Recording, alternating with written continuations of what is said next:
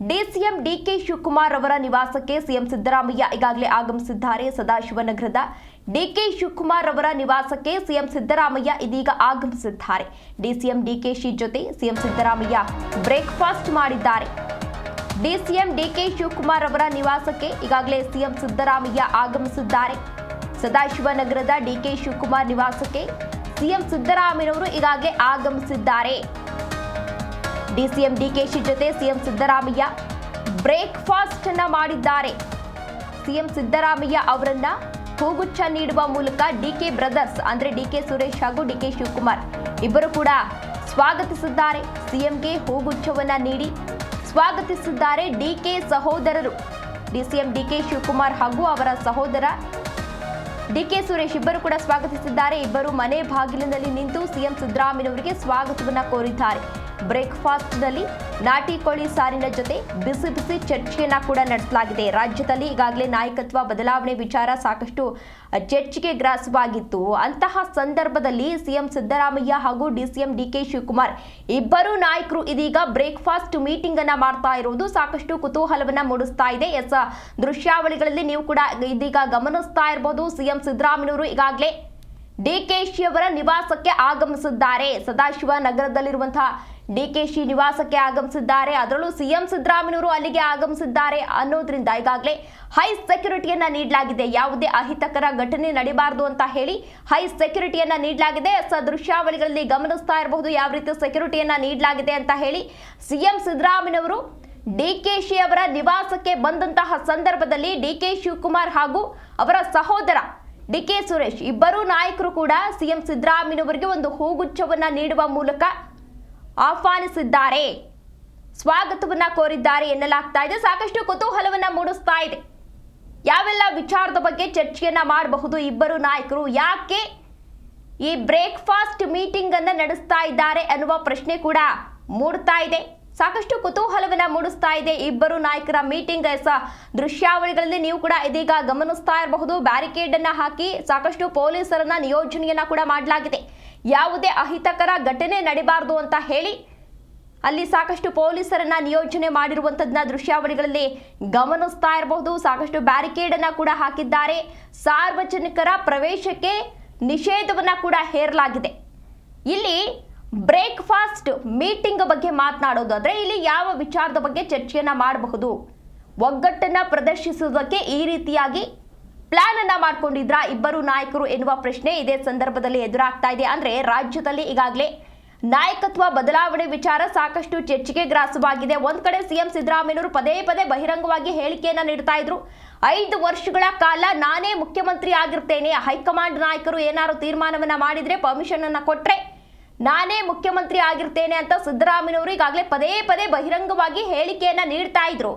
ಮತ್ತೊಂದ್ ಕಡೆ ಒಂದು ಹೇಳಿಕೆ ಹೇಳಿದ್ರು, ಡಿಕೆಶಿ ಅವರಿಗೆ ಅಷ್ಟೊಂದು ಬೆಂಬಲಿಗರಿಲ್ಲ ಅನ್ನೋ ಹೇಳಿಕೆಯನ್ನ ನೀಡಿದ್ರು. ಇದೀಗ ಅವರ ಒಟ್ಟಿಗೆ ಬ್ರೇಕ್ಫಾಸ್ಟ್ ಮೀಟಿಂಗ್ ಮಾಡ್ತಾ ಇರೋದು ಸಾಕಷ್ಟು ಕುತೂಹಲವನ್ನ ಮೂಡಿಸ್ತಾ ಇದೆ. ಡಿಸಿಎಂ ಡಿಕೆಶಿ ಸಿಎಂ ಸಿದ್ದರಾಮಯ್ಯ ಅವರ ಬ್ರೇಕ್ಫಾಸ್ಟ್ ಈಗಾಗಲೇ ಆರಂಭ ಆಗಿದೆ. ಬ್ರೇಕ್ಫಾಸ್ಟ್ ನಲ್ಲಿ ನಾಟಿ ಕೋಳಿ ಸಾರಿನ ಜೊತೆ ಬಿಸಿ ಬಿಸಿ ಚರ್ಚೆ ಕೂಡ ಆಗ್ತಾ ಇದೆ. ಸಾಕಷ್ಟು ಕುತೂಹಲವನ್ನ ಮೂಡಿಸ್ತಾ ಇದೆ. ನಾಯಕತ್ವ ಕಗ್ಗಂಟು ಮಧ್ಯೆ ಸಿಎಂ ಸಿದ್ದರಾಮಯ್ಯ ಹಾಗೂ ಡಿಸಿಎಂ ಡಿಕೆ ಶಿವಕುಮಾರ್ ಇಬ್ಬರು ನಾಯಕರು ಕೂಡ ಈಗಾಗಲೇ ಒಗ್ಗಟ್ಟು ಪ್ರದರ್ಶನವನ್ನ ತೋರ್ತಾ ಇದ್ದಾರೆ. ಬ್ರೇಕ್ಫಾಸ್ಟ್ ಮೀಟಿಂಗ್ ಬಳಿಕ ಗೊಂದಲ ಬಗೆಹರಿಯುತ್ತಾ ಎನ್ನುವ ಪ್ರಶ್ನೆ ಎದುರಾಗ್ತಾ ಇದೆ. ಅನಿವಾರ್ಯತೆಗಾಗಿ ಒಗ್ಗಟ್ಟು ತೋರಿಸ್ತಾ ಇದ್ದಾರಾ ಅಥವಾ ಇದೊಂದು ಅವಕಾಶವೋ ಅನ್ನೋ ಪ್ರಶ್ನೆ ಕೂಡ ಎದುರಾಗ್ತಾ ಇದೆ. ಇಬ್ಬರ ಶ್ರಮದ ಲಾಭ ಮೂರನೆಯವರಿಗೆ ಬೇಡೆಂಬ ಕಾರಣಕ್ಕೆ ಇಬ್ಬರು ನಾಯಕರು ಕೂಡ ಒಗ್ಗಟ್ಟನ್ನ ಪ್ರದರ್ಶಿಸ್ತಾ ಇದ್ದಾರಾ? ಶೀಘ್ರ ಹೈಕಮಾಂಡ್ನಿಂದ ಸಿದ್ದು ಡಿಕೆ ಶಿವಕುಮಾರ್ ಇಬ್ಬರು ನಾಯಕರಿಗೂ ಕೂಡ ಬುಲಾವನ್ನ ನೀಡುವಂತಹ ಸಾಧ್ಯತೆ ಇದೆ. ಅಂದ್ರೆ ಇಲ್ಲಿ ಇಬ್ಬರು ನಾಯಕರು ಪದೇ ಪದೇ ಬಹಿರಂಗವಾಗಿ ಹೇಳಿಕೆಯನ್ನ ನೀಡ್ತಾ ಇರೋದ್ರಿಂದ ಪಕ್ಷಕ್ಕೆ ಎಲ್ಲೋ ಒಂದ್ ಕಡೆ ಡ್ಯಾಮೇಜ್ ಆಗ್ತಾ ಇದೆ. ಅಂದ್ರೆ ಈ ನಾಯಕರು ಮಾತ್ರವಲ್ಲ, ಈ ನಾಯಕರ ಬಣದ ಬೆಂಬಲಿಗರೇನಿದ್ರು, ಬಣದ ಸಚಿವರು ಶಾಸಕರೇನಿದ್ರು ಅವರು ಕೂಡ ಸಾಕಷ್ಟು ಹೇಳಿಕೆಯನ್ನ ನೀಡ್ತಾ ಇದ್ರು. ಒಂದು ಕಡೆ ಸಿಎಂ ಸಿದ್ದರಾಮಯ್ಯನವರೇ 5 ವರ್ಷಗಳ ಕಾಲ ಮುಂದುವರಿಬೇಕು ಅಂತ ಹೇಳಿ ಸಿದ್ದರಾಮಯ್ಯ ಅವರ ಪರ ಬಣದ ನಾಯಕರು ಹೇಳಿಕೆಯನ್ನ ನೀಡ್ತಾ ಇದೆ. ಮತ್ತೊಂದು ಕಡೆ ಡಿಕೆಶಿ ಬಣದ ನಾಯಕರು ಡಿಕೆಶಿ ಅವ್ರಿಗೂ ಕೂಡ ಒಂದು ಅವಕಾಶವನ್ನ ನೀಡಬೇಕು, ಅವ್ರಿಗೂ ಕೂಡ ಒಂದು ಮುಖ್ಯಮಂತ್ರಿ ಸ್ಥಾನವನ್ನ ನೀಡಬೇಕು, ಪಕ್ಷಕ್ಕಾಗಿ ಸಾಕಷ್ಟು ಶ್ರಮವನ್ನ ವಹಿಸಿದ್ದಾರೆ ಅಂತ ಹೇಳಿ ಅವರು ಕೂಡ ಪದೇ ಪದೇ ಬಹಿರಂಗವಾಗಿ ಹೇಳಿಕೆಯನ್ನ ನೀಡ್ತಾ ಇದ್ರು. ಇದು ಎಲ್ಲೋ ಒಂದ್ ಕಡೆ ಪಕ್ಷಕ್ಕೆ ಡ್ಯಾಮೇಜ್ ಅನ್ನ ತರ್ತಾ ಇತ್ತು, ವಿಪಕ್ಷ ನಾಯಕರಿಗೆ ಅಸ್ತ್ರ ಹಾಕ್ತಾ ಇತ್ತು. ಹಾಗಾಗಿ ಇಬ್ಬರು ನಾಯಕರು ಇದೀಗ ಎಚ್ಚೆತ್ಕೊಂಡು ಅದರ ಜೊತೆಗೆ ಕೆಲವೊಂದಷ್ಟು ನಾಯಕರು ಪದೇ ಪದೇ ಹೇಳಿಕೆಯನ್ನ ನೀಡ್ತಾ ಇದ್ರು, ನಾವು ಕೂಡ ಸಿಎಂ ಸ್ಥಾನದ ಆಕಾಂಕ್ಷಿಯಾಗಿರ್ತೇವೆ ಅಂತ. ಹೈಕಮಾಂಡ್ ನಾಯಕರ ಕೆಂಗಣ್ಣಿಗೆ ಎಲ್ಲಿ ಗುರಿ ಆಗ್ತೀವೋ, ನಮ್ಮಿಬ್ಬರ ಜಗಳದಲ್ಲಿ ಎಲ್ಲಿ ಮೂರನೇವರಿಗೆ ಲಾಭ ಆಗುತ್ತೋ ಅನ್ನೋ ರೀತಿಯಲ್ಲಿ ಇಬ್ಬರು ನಾಯಕರು ಮಾತನಾಡಿಕೊಂಡು ಒಗ್ಗಟ್ಟು ಪ್ರದರ್ಶಿಸ್ತಾ ಇದ್ದಾರೆ ಎನ್ನುವ ಪ್ರಶ್ನೆ ಕೂಡ ಇದೇ ಸಂದರ್ಭದಲ್ಲಿ ಎದುರಾಗ್ತಾ ಇದೆ. ಮತ್ತೊಂದು ಕಡೆ ಮಲ್ಲಿಕಾರ್ಜುನ್ ಖರ್ಗೆ ಅವರು ಕೂಡ ಈಗಾಗಲೇ ರಾಜ್ಯಕ್ಕೆ ಆಗಮಿಸಿದ್ರು. ಅಂದ್ರೆ ಸದಾಶಿವನಗರದಲ್ಲಿರುವಂತಹ ಅವರ ನಿವಾಸಕ್ಕೆ ಆಗಮಿಸಿದಂತಹ ಸಂದರ್ಭದಲ್ಲಿ ಕೆಲವೊಂದಷ್ಟು ಸಚಿವರು, ಶಾಸಕರು ಈಗಾಗಲೇ ಮಲ್ಲಿಕಾರ್ಜುನ್ ಖರ್ಗೆ ಅವರನ್ನ ಭೇಟಿ ಮಾಡಿ ತಮ್ಮ ಅಭಿಪ್ರಾಯವನ್ನ ಕೂಡ ತಿಳಿಸಿದ್ರು. ಏನು ಮಾಡಬೇಕು ಅನ್ನೋದ್ರ ಬಗ್ಗೆ ಅಭಿಪ್ರಾಯವನ್ನ ತಿಳಿಸಿದ್ರು. ಅಭಿಪ್ರಾಯ ಸಂಗ್ರಹ ಕೂಡ ಆಗಿತ್ತು. ಅದಾದ ಬಳಿಕ ಮಲ್ಲಿಕಾರ್ಜುನ್ ಖರ್ಗೆ ಅವರು ದೆಹಲಿಗೆ ತೆರಳಿ ಅಲ್ಲಿ ಹೈಕಮಾಂಡ್ ನಾಯಕರ ಜೊತೆ ಮಾತುಕತೆಯನ್ನ ನಡೆಸ್ತೀನಿ ಅಂತ ಹೇಳಿದ್ರು. ಈಗಾಗಲೇ ಸೋನಿಯಾ ಗಾಂಧಿ ಅವರ ಜೊತೆಯೂ ಕೂಡ ಮಾತುಕತೆಯನ್ನ ನಡೆಸಿದ್ದಾರೆ. ಇದರಲ್ಲಿ ನೀವು ಮಧ್ಯ ಪ್ರವೇಶವನ್ನ ಮಾಡಬೇಕು, ಇದಕ್ಕೆ ತೆರೆ ಎಳಿಲೇಬೇಕು ಆದಷ್ಟು ಬೇಗ ಅಂತ ಹೇಳಿ ಮಲ್ಲಿಕಾರ್ಜುನ್ ಖರ್ಗೆ ಅವರು ಕೂಡ ಸೋನಿಯಾ ಗಾಂಧಿ ಅವರ ಬಳಿ ಮಾತುಕತೆಯನ್ನು ನಡೆಸಿ ಒಂದು ಮನವಿ ಮಾಡಿಕೊಂಡಿದ್ದಾರೆ. ಇವತ್ತು ಮಾತುಕತೆಯನ್ನ ನಡೆಸುವ ಸಾಧ್ಯತೆ ಇದೆ, ಮೀಟಿಂಗ್ ಅನ್ನ ಮಾಡುವಂತಹ ಸಾಧ್ಯತೆ ಇದೆ. ಮಲ್ಲಿಕಾರ್ಜುನ್ ಖರ್ಗೆ, ಸೋನಿಯಾ ಗಾಂಧಿ, ರಾಹುಲ್ ಗಾಂಧಿ ಮೂವರು ನಾಯಕರು ಕೂಡ ಮಾತುಕತೆಯನ್ನು ನಡೆಸುವಂತಹ ಸಾಧ್ಯತೆ ಇದೆ. ಇಂತಹ ಸಂದರ್ಭದಲ್ಲಿ ಡಿಸಿಎಂ ಡಿಕೆ ಶಿವಕುಮಾರ್ ಹಾಗೂ ಸಿಎಂ ಸಿದ್ದರಾಮಯ್ಯ ಇಬ್ಬರೂ ನಾಯಕರು ಕೂಡ ಒಗ್ಗಟ್ಟನ್ನ ಪ್ರದರ್ಶಿಸ್ತಾ ಇರೋದು ಸಾಕಷ್ಟು ಕುತೂಹಲವನ್ನ ಮೂಡಿಸ್ತಾ ಇದೆ. ಯಾಕೆ ಈ ರೀತಿಯಾಗಿ ಇಬ್ಬರು ನಾಯಕರು ಮಾಡ್ತಾ ಇದ್ದಾರೆ ಅನ್ನೋ ಪ್ರಶ್ನೆ ಕೂಡ ಇದೇ ಸಂದರ್ಭದಲ್ಲಿ ಎದುರಾಗ್ತಾ ಇದೆ. ಹಾಗಾದ್ರೆ ಬ್ರೇಕ್ಫಾಸ್ಟ್ ಮೀಟಿಂಗ್ ನ ಲೆಕ್ಕಾಚಾರಗಳು ಏನಿರಬಹುದು ಅನ್ನೋ ಪ್ರಶ್ನೆ ಕೂಡ ಎದುರಾಗ್ತಾ ಇದೆ. ಸಿಎಂ ಡಿಸಿಎಂ ಮಧ್ಯೆ ಯಾವುದೇ ಭಿನ್ನಾಭಿಪ್ರಾಯ ಇಲ್ಲೋ ಅನ್ನೋದನ್ನ ತೋರಿಸೋದಕ್ಕೋಸ್ಕರ ಇವರು ಮೀಟಿಂಗ್ ಅನ್ನ ಮಾಡಿದ್ರ ಅನ್ನೋ ಪ್ರಶ್ನೆ ಕೂಡ ಎದುರಾಗ್ತಾ ಇದೆ. ಏನು ಕಳೆದ ಚುನಾವಣೆಯಲ್ಲಿ ಯಾವ ರೀತಿ ಇಬ್ಬರು ನಾಯಕರು ಕೂಡ ಒಗ್ಗಟ್ಟನ್ನ ಪ್ರದರ್ಶಿಸಿ ಚುನಾವಣೆಯಲ್ಲಿ ಗೆದ್ವೋ ಅದೇ ರೀತಿ ಮುಂದಿನ ದಿನಗಳಲ್ಲೂ ಕೂಡ ನಾವು ನಡೆದುಕೊಂಡು ಹೋಗಬೇಕು ಅನ್ನೋ ಸಂದೇಶವನ್ನ ಏನಾದ್ರೂ ಸಾರಲಿದ್ದಾರಾ ಅನ್ನೋ ಪ್ರಶ್ನೆ ಕೂಡ ಎದುರಾಗ್ತಾ ಇದೆ.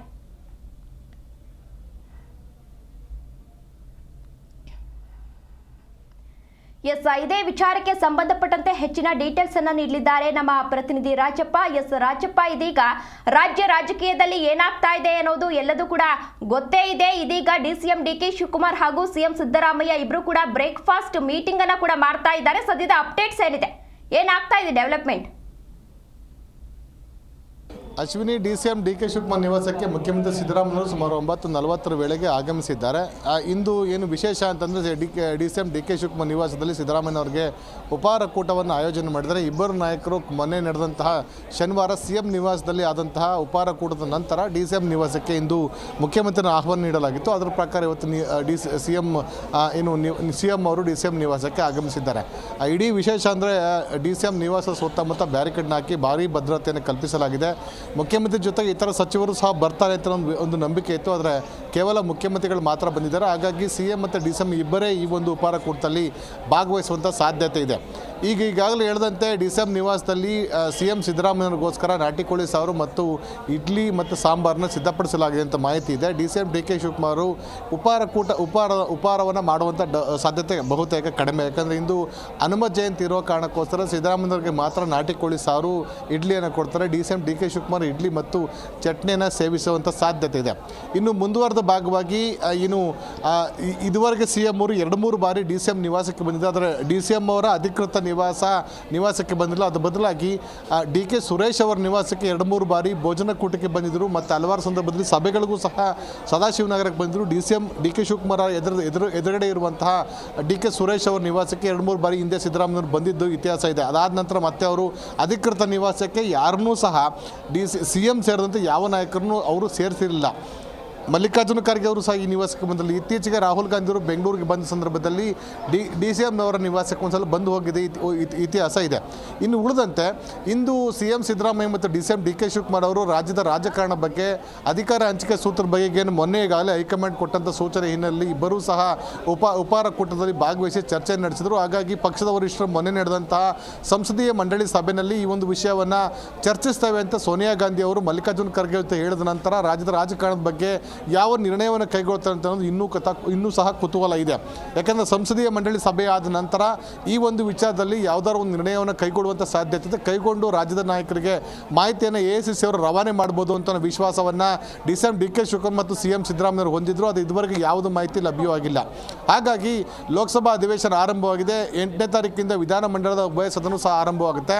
ಹಾಗಾಗಿ ಸದ್ಯದಲ್ಲಿ ಯಾವುದೇ ಬದಲಾವಣೆ ಇರ್ಬೋದು, ಸಚಿವ ಸಂಪುಟ ಪುನರಚನೆ ಇರ್ಬೋದು, ವಿಸ್ತರಣೆ ಇರ್ಬೋದು, ಅಧಿಕಾರ ಹಂಚಿಕೆ ಸೂತ್ರ ಇರ್ಬೋದು, ಯಾವುದೂ ಸಹ ಈಗ ಬದಲಾವಣೆ ಆಗೋದಿಲ್ಲ ಅಂತ ಅನ್ನೋದು ಸ್ಪಷ್ಟವಾಗಿದೆ. ಈಗ ಏನಾದರೂ ಸಹ ಹೊಂದಾಣಿಕೆ ಮಾಡಿಕೊಂಡು ಫ್ರೆಂಡ್ಲಿ ಮ್ಯಾಚ್ ಆಡಿಕೊಂಡು ಇಬ್ಬರು ಸಹ ಯಾರು ವಿನ್ ವಿನ್ ಸಿಚುವೇಶನ್ ರೀತಿ ಇದ್ದಾರೆ. ಇನ್ನು ಅಧಿವೇಶನ ಮುಗಿದ ನಂತರ 20ನೇ ತಾರೀಕು ನಂತರ ದೆಹಲಿಗೆ ತೆರಳುವಂಥ ದೆಹಲಿಗೆ ಅಲ್ಲಿಂದ ಮಾಹಿತಿ ರವಾನೆ ಆಗುವಂಥ ಸಾಧ್ಯತೆ ಇದೆ.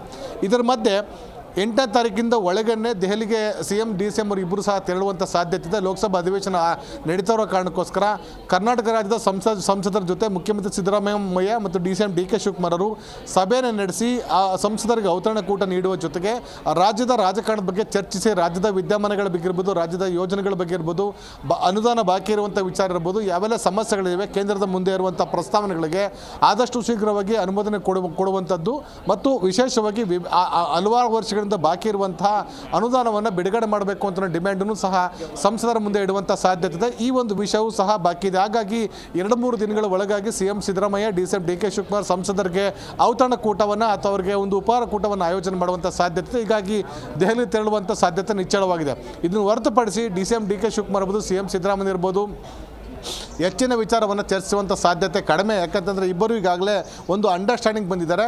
ನಾವು ಇಬ್ಬರು ಕಿತ್ತಾಟ ಮಾಡಿಕೊಂಡು ಹೋಗಿದ್ದೆ, ಅದರಲ್ಲಿ ಮುಂದಿನ ದಿನಗಳೇ ಅದರ ಲಾಭವನ್ನು ಬೇರೆಯವರು ಪಡ್ಕೊಳ್ತಾರೆ. ಹಾಗಾಗಿ ನಾವು ಅಡ್ಜಸ್ಟ್ ಮಾಡ್ಕೊಂಡು ಹೋಗೋಣ, ನಿಮ್ದೇನು ಡಿಮ್ಯಾಂಡ್ ಇದೆ ಅದನ್ನು ಫುಲ್ಫಿಲ್ ಮಾಡೋಣ, ನನ್ನ ರಿಕ್ವೈರ್ಮೆಂಟಿಂದ ಅದಕ್ಕೆ ನೀವು ಅಡ್ಜಸ್ಟ್ ಮಾಡ್ಕೊಂಡು ಹೋಗಿ ಅಂತ ಒಂದು ಒಂದು ಸಂಧಾನ ಸೂತ್ರಕ್ಕೆ ಬಂದಂತೆ ಕಾಣ್ತಾ ಇದೆ. ಅದು ಎಲ್ಲಿವರೆಗೆ ಅಂತ ಅನ್ನೋದು ಮಾತ್ರ ಇನ್ನೂ ಸಹ ನಿಗೂಢವಾಗಿದೆ. ಹೀಗಾಗಿ ಈ ಒಂದು ಉಪಹಾರ ಕೂಟ ಕೇವಲ ಸೌಹಾರ್ದಯುತ ಉಪಹಾರ ಕೂಟ ಆಗಿ ಪರಿವರ್ತನೆ ಆಗುವಂಥ ಎಲ್ಲ ಲಕ್ಷಣಗಳು ಇವೆ ಅಶ್ವಿನಿ. ಯಾಕಂದರೆ ಇದು ಕೇವಲ ಈ ಒಂದು ಇಡೀ ಪಕ್ಷ, ಸರ್ಕಾರ, ಕಾರ್ಯಕರ್ತರಿಗೆ ನಾವಿಬ್ಬರೂ ಸಹ ಒಗ್ಗಟ್ಟಾಗಿದ್ವಿ, ನಮ್ಮಲ್ಲಿ ಯಾವುದೇ ಭೇದ ಭಾವ ಇಲ್ಲ, ಗೊಂದಲಗಳಿಲ್ಲ, ಅಧಿಕಾರ ಹಂಚಿಕೆ ಸೂತ್ರದ ವಿಚಾರ ಇಲ್ಲ ಅಂತ ಅನ್ನೋದನ್ನು ಸಂದೇಶ ನೀಡುವ ನಿಟ್ಟಿನಲ್ಲಿ CM ಸಿದ್ದರಾಮಯ್ಯ ಅವರು DK ಶಿವಕುಮಾರ್ಗೆ ಮನೆ ನಿವಾಸಕ್ಕೆ ಬಂದಿದ್ದಾರೆ. ಹಾಗಾಗಿ ಇದು ಕೇವಲ ತಾತ್ಕಾಲಿಕವಾದ ತಾತ್ಕಾಲಿಕ ಶಮನ ಅಂತ ಹೇಳ್ತಾರೆ, ಅಥವಾ temporary solution for the government and parties concern ಅಂತ ಹೇಳ್ತಾರೆ. ಹಾಗಾಗಿ ಇಬ್ಬರ ನಡುವೆ ಈ ಹೊಂದಾಣಿಕೆಗಳು ಕೇವಲ ತಾತ್ಕಾಲಿಕವಾಗಿ 15ರಿಂದ 20 ದಿನಗಳ ಕಾಲ ಇರ್ತದೆ. ಮುಂದಿನ ದಿನಗಳಲ್ಲಿ ಏನಾಗುತ್ತೆ, ಪಕ್ಷ ಅದರೊಳಗಾಗಿ ಅದರ ತೀರ್ಮಾನ ಕೈಗೊಳ್ಳುತ್ತಾ ಅಥವಾ ಅದಾದ ನಂತರ DCM ಇರ್ಬೋದು, CM ಅವರು ಯಾವ ನಿರ್ಧಾರಕ್ಕೆ ಬರ್ತಾರೆ ಅಂತ ಒಂದು ಕಾದು ನೋಡಬೇಕಾಗಿದೆ. ಇನ್ನು ಮುಂದುವರೆದ ಭಾಗವಾಗಿ ಅಶ್ವಿನಿ, ಇದುವರೆಗೆ ಸಚಿವರುಗಳು ಡಿನ್ನರ್ ಒಕ್ಕೂಟವನ್ನು ಭಾಗವಹಿಸ್ತಾ ಇದ್ರು, ಶಾಸಕರು ಭಾಗವಹಿಸಿದ್ರು. ಅವರ ಬೆಂಬಲಿಗ ಸಚಿವರ ಜೊತೆ ಶಾಸಕರ ಜೊತೆ ಪ್ರತ್ಯೇಕವಾಗಿ ಅವರು ಸಭೆ ಸೇರೋ ಮೂಲಕ ತಮ್ಮ ಅಜೆಂಡಾಗಳನ್ನು, ತಮ್ಮ ನಿರ್ಣಯಗಳನ್ನು ಯಾರ ಪರವಾಗಿ ಇದ್ದೇವೆ ಅಂತ ಅನ್ನೋ ಸಂದೇಶವನ್ನು ಸಾರುವ ಪ್ರಯತ್ನವನ್ನು ಮಾಡ್ತಿದ್ರು. ಈಗ ನಾಯಕರ ಡಿನ್ನರ್ ಮಾಡ್ತಿರೋ ಕಾರಣಕ್ಕೋಸ್ಕರ ಸಂಪೂರ್ಣವಾಗಿ ಕಾರ್ಯಕರ್ತರು, ಸಚಿವರು, ಶಾಸಕರುಗಳು ಕಂಗಾಲಾಗಿದ್ದಾರೆ. ಯಾಕಂದರೆ ಅವರವರೇ ಈ ಡಿನ್ನರ್ ಭಾಗವಹಿಸ್ತಾ ಇರೋದ್ರಿಂದ ಇತರರಿಗೆ ಅವಕಾಶ ಸಿಗ್ತಾ ಇಲ್ಲ, ಒಂದು ವಿಷಯ. ಎರಡನೇ ವಿಷಯ ಅಂತಂದರೆ ಮುಖ್ಯಮಂತ್ರಿ ಸಿದ್ದರಾಮಯ್ಯ DK ಶಿವಕುಮಾರ್ ಒಗ್ಗಟ್ಟನ್ನು ಸಾರಬೇಕು ಅಂತಂದರೆ ಶಾಸಕರು, ಸಚಿವರಿಗೂ ಸಹ ಕರೆದು ಡಿನ್ನರ್ನ ಒಟ್ಟಾರೆ ಭಾಗವಹಿಸಿದ್ದೇ ಆದಲ್ಲಿ ಇನ್ನಷ್ಟು ಸ್ಪಷ್ಟ ಸಂದೇಶ, ಇಡೀ ಸರ್ಕಾರ, ಪಕ್ಷ ಎಲ್ಲರೂ ಸಹ ಒಗ್ಗಟ್ಟಾಗಿದ್ದೇವೆ ಅಂತ ಸಂದೇಶವನ್ನು ಸಾರಬಹುದಾಗಿತ್ತು. ಅದನ್ನು ಮುಂದಿನ ದಿನಗಳಲ್ಲಿ ಮಾಡುವಂಥ ಸಾಧ್ಯತೆ ಇದೆ. ಯಾಕಂದರೆ ಹೇಳಿ ಕೇಳಿ ಅಧಿವೇಶನ ಆರಂಭವಾಗ್ತದೆ. ಆ ಸಂದರ್ಭದಲ್ಲಿ ಶಾಸಕರಿಗೆ ಶಾಸಕಾಂಗ ಸಭೆಯನ್ನು ಕರೆಯುವಂಥದ್ದು, ಅವ್ರಿಗೆ ಔತಣಕೂಟ ನೀಡುವಂಥದ್ದು ಸಹಜ. ಆದರೆ ಅದಕ್ಕೂ ಮೊದಲನೇ ಬೆಂಗಳೂರಿನಲ್ಲೇ ಶಾಸಕರು, ಸಚಿವರಿಗೂ ಸಹ ಔತಣಕೂಟವನ್ನು ಈ ಇಬ್ಬರು ನಾಯಕರು ಜಂಟಿಯಾಗಿ ಸೇರ್ಪಡೆ ಹಾಕೊಂಡು ನೀಡಿದ್ದೇ ಆದಲ್ಲಿ ಇನ್ನಷ್ಟು ಅನುಕೂಲ ಆಗ್ತಾ ಇತ್ತು, ಅಥವಾ ಪಕ್ಷಕ್ಕೆ ಒಳ್ಳೆ ಸಂದೇಶ ರವಾನೆ ಆಗ್ತಾ ಇತ್ತು, ಸರ್ಕಾರಕ್ಕೆ ಒಳ್ಳೆ ಸಂದೇಶ ರವಾನೆ ಆಗ್ತಾ ಇತ್ತು, ವಿಪಕ್ಷಗಳಿಗೂ ಸಹ ಇಬ್ಬರು ಒಗ್ಗಟ್ಟಾಗಿದ್ದೇವೆ, ಇಡೀ ಪಕ್ಷ, ಸರ್ಕಾರ ಒಗ್ಗಟ್ಟಾಗಿದೆ ಅಂತ ಸಂದೇಶವನ್ನು ನೀಡುವಂಥ ಪ್ರಯತ್ನ ಆಗ್ತಾ ಇತ್ತು. ಆದರೆ ಆ ಒಂದು ನಿರ್ಧಾರ ಇನ್ನೂ ಬಂದಂತೆ ಇಲ್ಲ. ಹಾಗಾಗಿ ಆ ಬೆಳಗಾವಿ ಅಧಿವೇಶನ ಆರಂಭವಾಗೋ ಸಂದರ್ಭದಲ್ಲಿ 1-2 ದಿನಗಳ ನಂತರ 8ನೇ ತಾರೀಕು ಆರಂಭ ಆಗುತ್ತೆ. 9 ಅಥವಾ 10ರ ಸಂದರ್ಭದಲ್ಲಿ ಅಲ್ಲಿ ಬೆಳಗಾವಿನಲ್ಲಿ ಶಾಸಕಾಂಗ ಸಭೆಯನ್ನು ಕರೀಬೋದು. ಹಾಗಾಗಿ ಈ ಒಂದು ವಿಷಯವನ್ನು ಒತ್ತಟ್ಟಿಗಿಟ್ಟಿರುವಂಥ ಸಾಧ್ಯತೆ ಇದೆ. ಒಟ್ಟಾರೆಯಾಗಿ ಇಬ್ಬರ ನಾಯಕರ ಹೊಂದಾಣಿಕೆಯ ಸೂತ್ರ ಇದೆ, ನಿಜಕ್ಕೂ ವಿಪಕ್ಷಗಳಿಗೆ ಕಂಗಾಲಾಗುವಂತ ಮಾಡಿದೆ.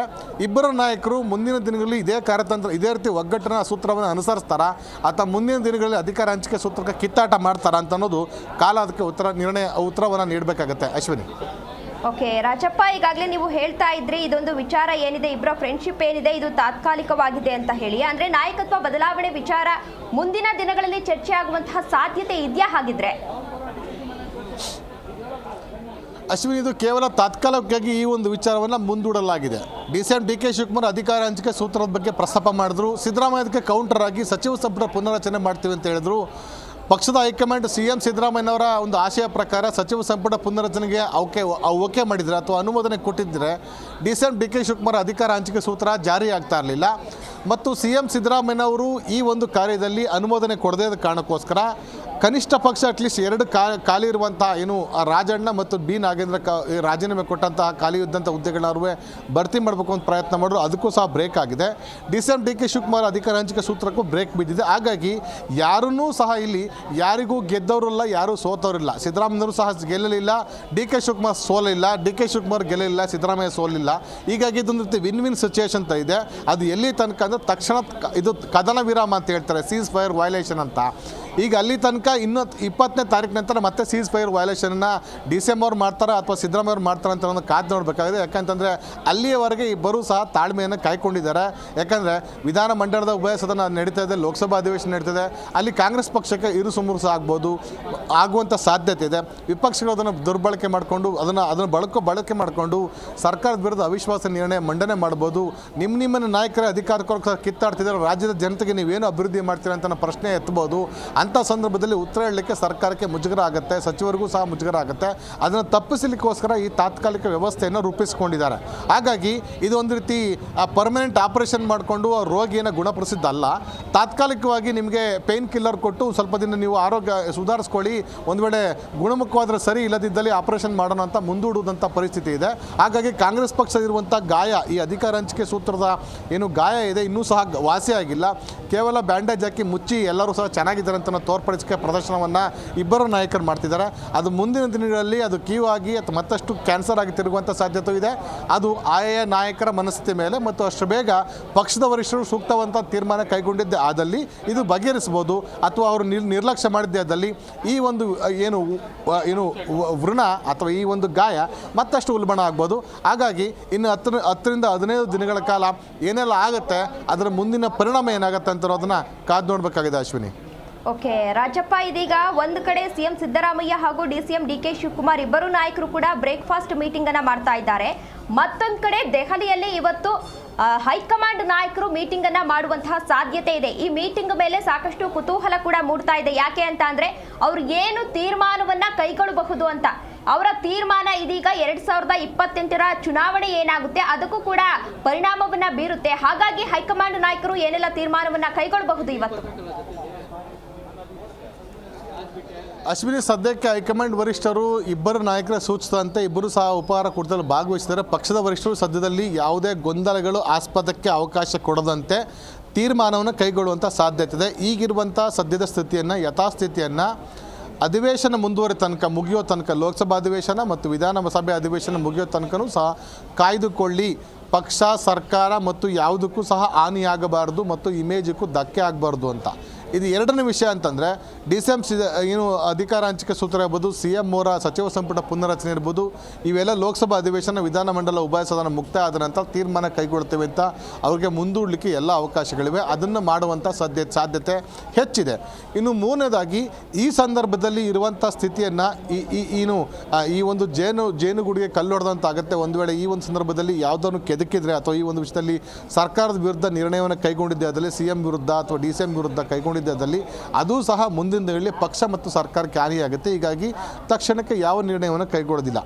ಇನ್ನು ಮುಂದಿನ ದಿನಗಳಲ್ಲಿ ಇವೆಲ್ಲ ವಿಷಯಗಳನ್ನು ಪರಿಗಣನೆ ತೆಗೆದುಕೊಂಡು CM Siddaramaiah, DCM DK Shivakumar ಇಬ್ಬರನ್ನೂ ಸಹ ದೆಹಲಿಗೆ ಕರೆಸ್ಕೊಂಡು ಮತ್ತು ಪಕ್ಷದ ಕೆಲ ಹಿರಿಯ ನಾಯಕರನ್ನು ಸಹ ದೆಹಲಿಗೆ ಕರೆಸ್ಕೊಂಡು ಏನು ಸೂತ್ರವನ್ನು ಅಳವಡಿಸ್ಕೊಂಡ್ರೆ ನಮಗೆ ಅನುಕೂಲ ಆಗುತ್ತೆ, ಪಕ್ಷ ಮತ್ತು ಸರ್ಕಾರಕ್ಕೆ ಹಾನಿ ಆಗೋದಿಲ್ಲ, ಅದರಿಂದ ಭವಿಷ್ಯದ ಚುನಾವಣೆಗಳಲ್ಲಿ ಮುಂದಿನ ದಿನಗಳಲ್ಲಿ ಏನು ಸ್ಥಳೀಯ ಸಂಸ್ಥೆಗಳ ಚುನಾವಣೆ ಇರ್ಬೋದು, BBMP ಚುನಾವಣೆ ಇರ್ಬೋದು, ಲೋಕಲ್ ಬಾಡಿ ಚುನಾವಣೆ ಇರ್ಬೋದು, ಮಹಾನಗರ ಪಾಲಿಕೆ ಚುನಾವಣೆ ಇರ್ಬೋದು, ಚುನಾವಣೆಗಳಿಗೆ ಎಫೆಕ್ಟ್ ಆಗದ ರೀತಿ ಕಾಂಗ್ರೆಸ್ ಪಕ್ಷಕ್ಕೆ ಅನುಕೂಲ ಆಗುವಂಥ ಒಂದು ಸಂಧಾನ ಸೂತ್ರವನ್ನು ಏರ್ಪಡಿಸುವಂಥ ಅನಿವಾರ್ಯತೆ ಇದೆ.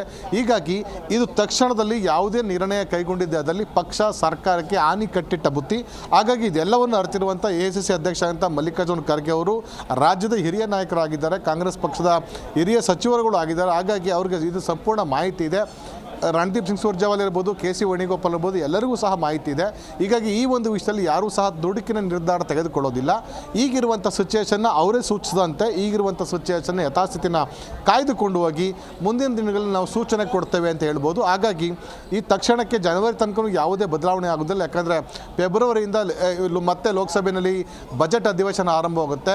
ಹಾಗಾಗಿ ನೀವು ಡಿಸೆಂಬರ್ ಅಂತ್ಯದಿಂದ ಅಥವಾ ಡಿಸೆಂಬರ್ 20ರಿಂದ ಫೆಬ್ರವರಿ 1 ತನಕ ಇನ್ನೂ ಸಹ ನಿಮಗೆ ಒಂದೂವರೆ ತಿಂಗಳ ಕಾಲಾವಕಾಶ ಸಿಗುತ್ತೆ. ಈ ಸಂದರ್ಭದಲ್ಲಿ ಬದಲಾವಣೆ ಮಾಡಿದ್ದೇ ಆದಲ್ಲಿ ಅಥವಾ ಬದಲಾವಣೆ ಮಾಡಲೇಬೇಕು ಅಂತಂದರೆ ಆ ಸಂದರ್ಭದಲ್ಲಿ ಮಾಡ್ಬೋದು. ಹೀಗಾಗಿ ಆ ಸಮಯ ತನಕ ಕಾಯಬೇಕಾದ ಅನಿವಾರ್ಯತೆ ಡಿ.ಕೆ. ಶಿವಕುಮಾರ್ ಮತ್ತು ಸಿ.ಎಂ. ಸಿದ್ದರಾಮಯ್ಯ ಮತ್ತು ಅವರ ಬೆಂಬಲಿಗರಿಗೆ ಉಂಟಾಗಿದೆ. ಅಶ್ವಿನಿ. ಓಕೆ, ಧನ್ಯವಾದ ರಾಜಪ್ಪ ತಮ್ಮ ಸುದೀರ್ಘವಾದ ಮಾಹಿತಿಗಾಗಿ. ಈಗಾಗಲೇ ರಾಜಕೀಯದಲ್ಲಿ ಏನಾಗ್ತಾ ಇದೆ ಅನ್ನೋದು ಎಲ್ರಿಗೂ ಕೂಡ ಗೊತ್ತಿದೆ. ಇದೀಗ ಡಿ.ಸಿ.ಎಂ. ಡಿ.ಕೆ. ಶಿವಕುಮಾರ್ ಅವರು ಬ್ರೇಕ್ಫಾಸ್ಟ್ ಮೀಟಿಂಗ್ ಅನ್ನ ಮಾಡ್ತಾ ಇರೋದು ಸಾಕಷ್ಟು ಕುತೂಹಲವನ್ನ ಮೂಡಿಸ್ತಾ ಇತ್ತು. ಅದರ ಜೊತೆಗೆ ಇವತ್ತು ಹೈಕಮಾಂಡ್ ನಾಯಕರು ಕೂಡ ಮೀಟಿಂಗ್ ಅನ್ನ ಮಾಡ್ತಾರೆ. ಅಲ್ಲಿ ಹೈಕಮಾಂಡ್ ನಾಯಕರು ಯಾವೆಲ್ಲ ವಿಚಾರದ ಬಗ್ಗೆ ಚರ್ಚೆಯನ್ನ ಮಾಡಬಹುದು, ಏನೆಲ್ಲ ತೀರ್ಮಾನವನ್ನ ಕೈಗೊಳ್ಳಬಹುದು ಅನ್ನೋ ಕುತೂಹಲ ಕೂಡ ಸಾಕಷ್ಟು ಮೂಡ್ತಾ ಇದೆ.